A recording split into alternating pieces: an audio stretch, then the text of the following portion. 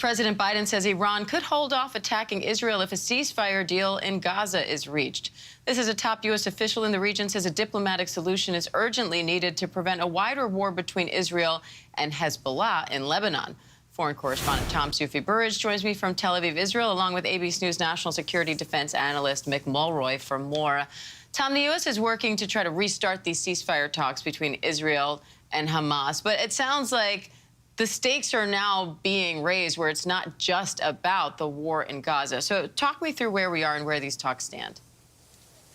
Yeah, Diane, there's this major U.S. push to get Hamas and the Israeli government back around the table at talks tomorrow. U.S. officials already in the region trying to get over some of the major sticking points in those negotiations to get a ceasefire in Gaza and get more of the hostages home. We're actually at the home of Lee Siegel. Lee, you are the brother of Keith Siegel, one of the 8 American hostages being held in Gaza right now. Thanks for joining us. Lee, you've had a lot of moments over the last 10 months where you've had moments of hope. Do you feel this could be different this time around? We always have hope, but the moments when our expectations start to leap a little, we try to keep that down so that if we fall, it's not too hard to fall. I believe there is potential for a breakthrough. And what needs to happen to get that breakthrough? Our Prime Minister needs to lean all in and take into account the security of his country, the region, returning the hostages, and bringing quiet and a little bit of normalcy to our... Yeah, you're hoping for more compromises on both sides. I don't know that it's a compromise, per se.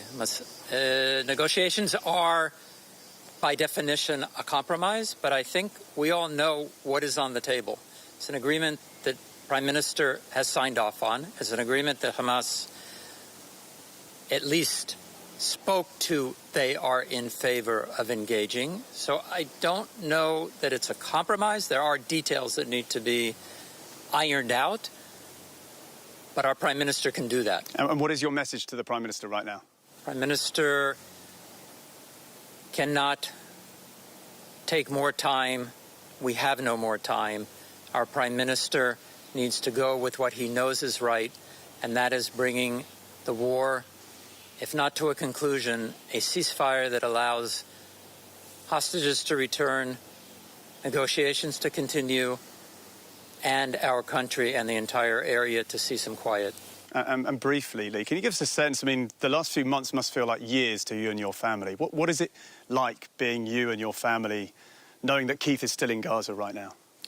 Our family continues to wake up every day hoping this is the day it happens. We go to sleep with the same thoughts.